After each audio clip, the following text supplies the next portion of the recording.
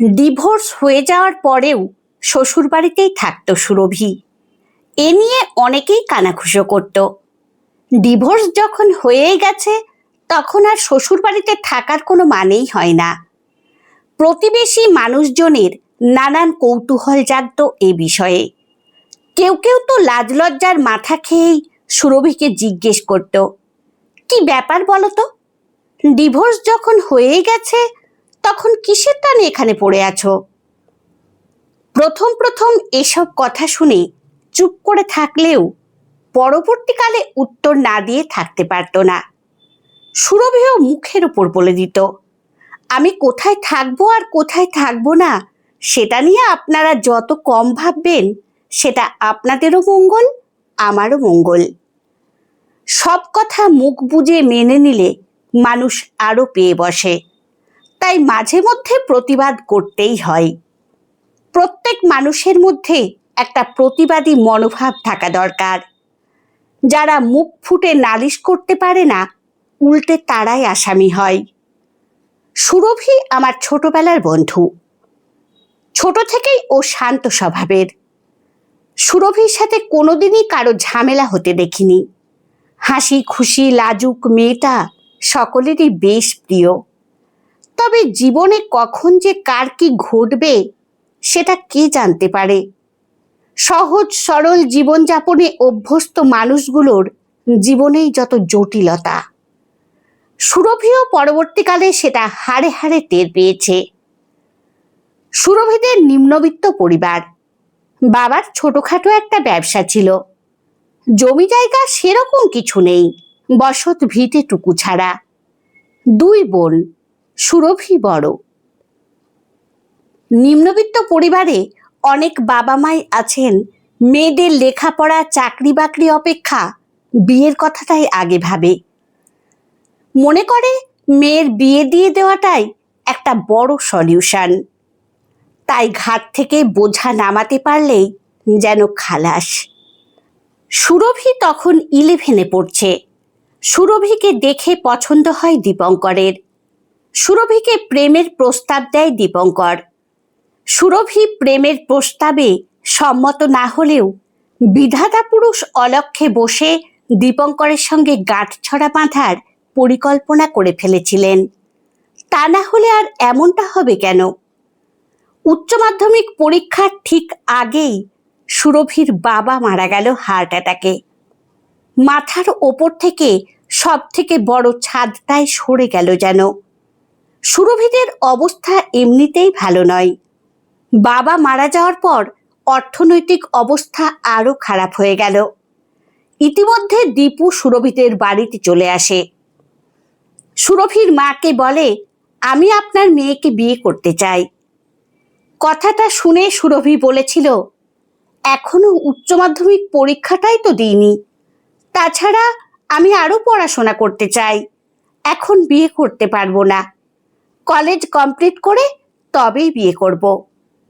সুরভির এমন কথা শুনে দীপু সুরভির মাকে বলে বসল, দেখুন, পড়াশোনা করতে চাইলে বিয়ের পরও তো করা যেতে পারে, আমার কোনো প্রবলেম নেই। সুরভির দুই কাকা ও আরো আত্মীয় স্বজন সুরভির মাকে বুঝিয়ে বলল, এই রকম ছেলে হাতছাড়া করো না, সরকারি চাকরি করে, তার উপর বিয়ের পর পড়াশোনা করানোর দায়িত্ব নিচ্ছে। এই তো অবস্থা তোমার, পড়াশোনার খরচ জোগাতে পারবে তো? তাছাড়া তোমার আর একটা মেয়ে আছে, ভেবে দেখো একবার। সরকারি চাকরি মানেই সুপাত্র হবে এই ধারণাটা বোধহয় ঠিক নয়। আর এই ভুলটাই অনেকে করেন। তবে সুরভিরও ইচ্ছে ছিল না এত তাড়াতাড়ি বিয়েটা করার। যখন শুনল বিয়ের পরও পড়াশোনা চালিয়ে যেতে পারবে, তখন আর না করেনি সুরভি। সুরভির মাও দেখল গরিব ঘরের মেয়েদের অত পড়াশোনা না করলেও চলে। পাত্র যখন নিজেই চাইছে তখন হাতছাড়া করাটা ঠিক হবে না। তাই সব দিক ভেবে বিয়ে দিতে রাজি হয়ে যায়। সুরভিকে বিয়ে করার সিদ্ধান্ত দীপু অবশ্য নিজেই নিয়েছিল। দীপু বাড়িতে জানানোর পর দীপুর বাবা মা আর আপত্তি করেনি। ছেলের যখন পছন্দ হয়েছে তখন তাদের অসুবিধের কি আছে। বিয়ের দিনক্ষণ স্থির করার জন্যই দীপু বাবা মাকে নিয়ে সুরভিদের বাড়িতে আসে এবং সেই প্রথম সুরভিকে দেখে দীপুর মা বাবা। দীপুর মা অবশ্য দীপুকে বলেছিল, মেয়েটি তো সবে উচ্চ মাধ্যমিক দিয়েছে, গ্র্যাজুয়েশন কমপ্লিট করার পরই তো বিয়েটা করতে পারতিস, তাড়াহুড়ো করার কোনো দরকার ছিল না। দীপু বলেছিল, পড়ে ঢের হবে, তাছাড়া পড়ার ইচ্ছে থাকলে বিয়ের পরও পড়তে পারে, তুমি এসব নিয়ে মাথা ঘামিও না। সুরভির বিয়ের পর শ্বশুরবাড়িতে এলো এক রাস স্বপ্ন নিয়ে। বিয়ের পর থেকে 4 মাস ভালোই কেটেছিল। সুরভির শ্বশুর শাশুড়িও ভীষণ ভালো মানুষ, সুরভিকে নিজের মেয়ের মতোই দেখেন। ভালোবাসাটা এতটাই পায়, কখনো মনে হয়নি উনারা শ্বশুর শাশুড়ি, একদম নিজের বাবা মায়ের মতোই। সুরভির শ্বশুর অবশ্য সরকারি চাকুরি করতেন, এখন রিটায়ার করে গেছেন। সব কিছু ঠিকঠাক চলতে চলতে হঠাৎ বদলে যেতে থাকলো সব কিছু। সুরভি মেলাতে পারছিল না বিয়ের আগের মানুষটার সঙ্গে বিয়ের পরের মানুষটাকে। যে মানুষটা বিয়ের আগে এত ভালো ভালো কথা বলেছিল, সে মানুষটা পুরো চেঞ্জ হয়ে গেল। উচ্চ মাধ্যমিকের রেজাল্ট বের হওয়ার পর কলেজে ভর্তি হওয়ার কথা সুরভি বললে দীপু জানায়, কি হবে পড়াশোনা করে, মন দিয়ে সংসার করো। এখান থেকেই অশান্তির সূত্রপাত শুরু হলো। অশান্তি দিনের পর দিন বাড়তেই থাকে। কলেজে তো ভর্তি হতে দিলই না, উল্টে মারধর শুরু হলো, আর সেটা চলতো 4 দেওয়ালের মধ্যেই।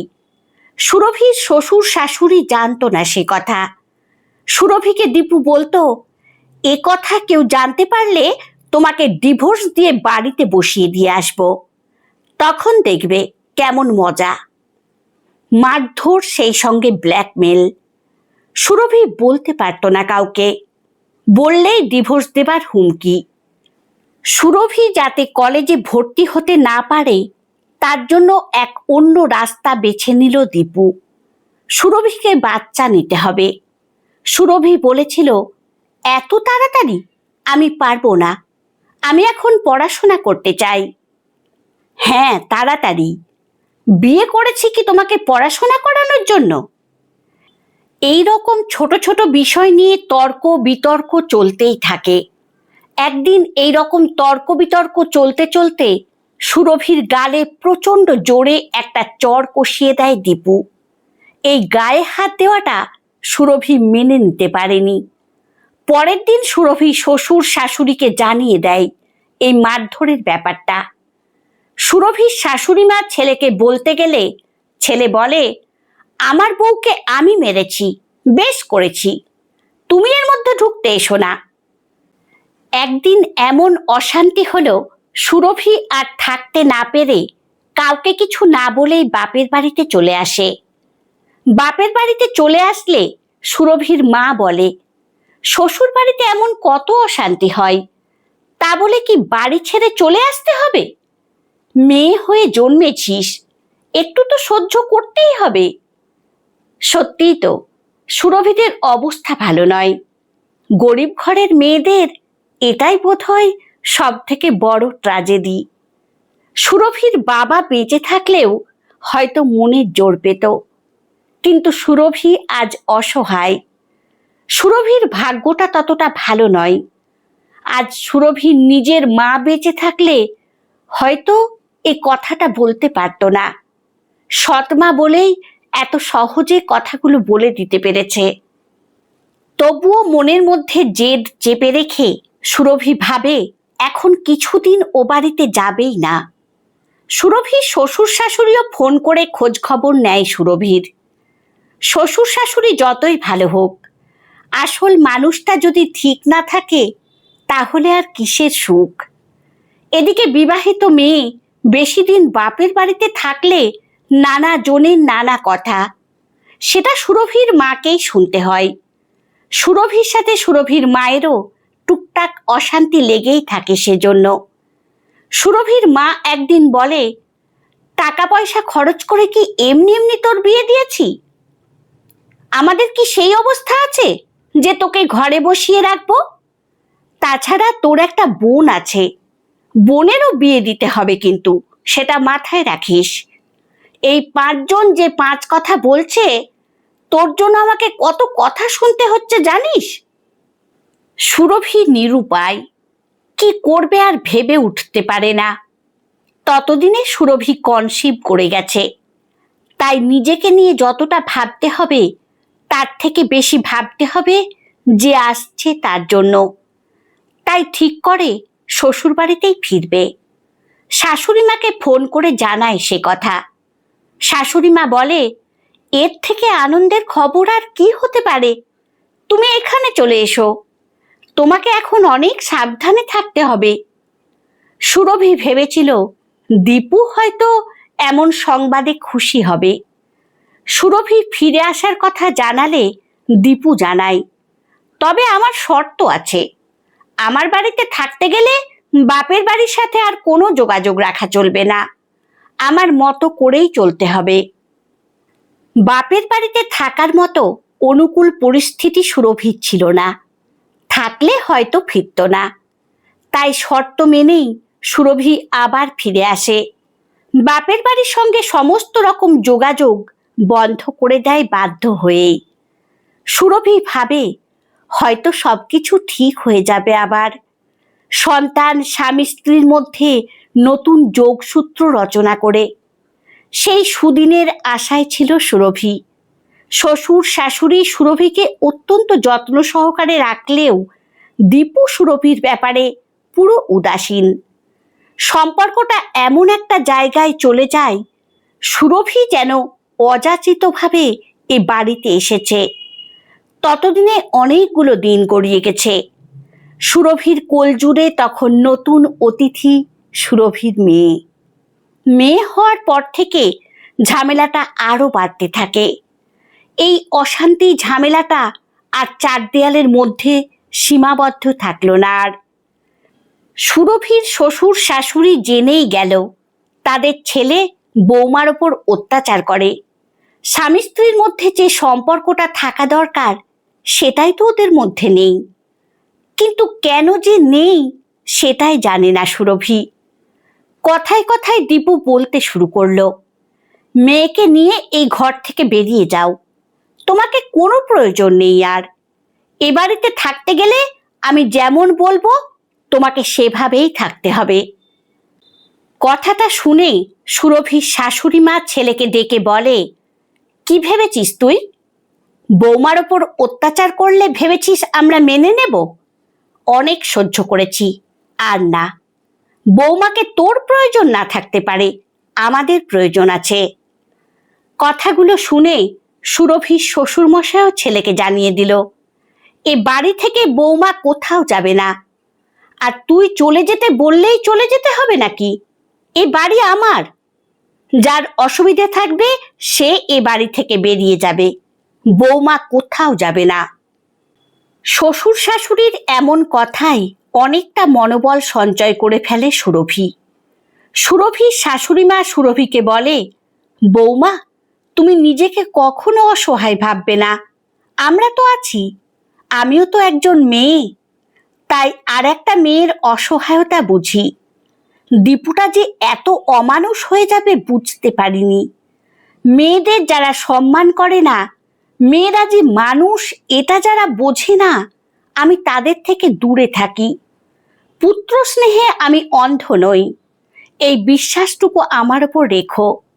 সেই বাড়িতেই বধূ নির্যাতন হয় যেখানে দীপুর মতো ছেলের সাথে তার মা বাবাও যোগ দেয়। অন্যায়ের সাথে আমি কখনো চলিনি, আর চলবও না। আমরা থাকতে তোমাকে কেউ এ বাড়ি থেকে বের করতে পারবে না। ইতিমধ্যে ঘটল এক অনভিপ্রেত ঘটনা। সুরভির কাছে সমস্ত ব্যাপারটা জলের মতো পরিষ্কার হয়ে যায়। সুরভি মেয়েকে নিয়ে গিয়েছিল ডাক্তারের কাছে, সঙ্গে শ্বশুর শাশুড়িও গিয়েছিল। সেই সুযোগে দীপু ফাঁকা বাড়িতে নিয়ে আসে রিচাকে। দীপু চাকরি পাওয়ার আগে রিচাকে টিউশন পড়াতো। রিচার কথা দু একবার জিজ্ঞাসা করেছিল সুরভি। দীপু বলেছিল ও আমার ছাত্রী, কিন্তু সেই রিচার সঙ্গে যে ঘনিষ্ঠ অবস্থায় দেখবে এটা ভাবতে পারেনি সুরভি। দীপু ভেবেছিল বিকেলের আগে কেউ ফিরতে পারবে না। সেদিন ডাক্তার দেখানো হয়নি কি একটা কারণে। বাড়ি ফিরে এসে সুরভি যা দেখেছিল তাতে সুরভির মাথায় যেন বাজ ভেঙে পড়েছিল। সকলের কাছে পুরো ব্যাপারটাই যখন ক্লিয়ার হয়ে যায় তখন দীপু সবার সামনেই জানিয়ে দেয়, আমি রিচাকে ভালোবাসি আর ওর সাথেই থাকতে চাই। তাতে এই বাড়ি ছাড়তে হলে ছাড়বো, কিন্তু রিচাকে ছাড়বো না। দীপুর এই ধরনের কথাই সুরভির শ্বশুর ছেলেকে বলে, আমি কোনো অন্যায় মেনে নেব না। আমার বাড়িতে থেকে তো এসব চলবেই না। এ বাড়িতে থাকতে হলে ভালোভাবে থাকতে হবে এবং বৌমার সঙ্গেই থাকতে হবে, না হলে তুমি তোমার রাস্তা দেখে নাও। সুরভির শাশুড়ি মা বলেন, বৌমা, ওর সাথে থাকলে তুমি শেষ হয়ে যাবে। এভাবে জীবনটাকে নষ্ট করো না। আমি তো মা। আমার ছেলে বলে ভাবতে লজ্জা করছে আজ। পারলে তুমি ওকে ডিভোর্স দাও। সুরভিও ভাবে এমন মানুষের সাথে থাকা কখনোই সম্ভব নয়। তাই মনটাকে শক্ত করে বলে, আমি ওকে ডিভোর্স দেব। আমিও চাই না ওই রকম একজন বর্বর মানুষের সাথে থাকতে। তারপর সুরভি ভালো অ্যাডভোকেট দেখে ডিভোর্স ফাইল করে। ডিভোর্স হওয়ার আগেই দীপুকে ঘর থেকে বের করে দেয় দীপুর বাবা। দীপুও সেটাই চাইছিল মন থেকে। তারপর সুরভিকে বলে, বৌমা পরিচয়টা মুছে দিয়ে তুমি এ বাড়িতে থাকবে আমার মেয়ে হয়ে। বিচ্ছেদ হয়েছে দীপুর সাথে, আমাদের সাথে নয়।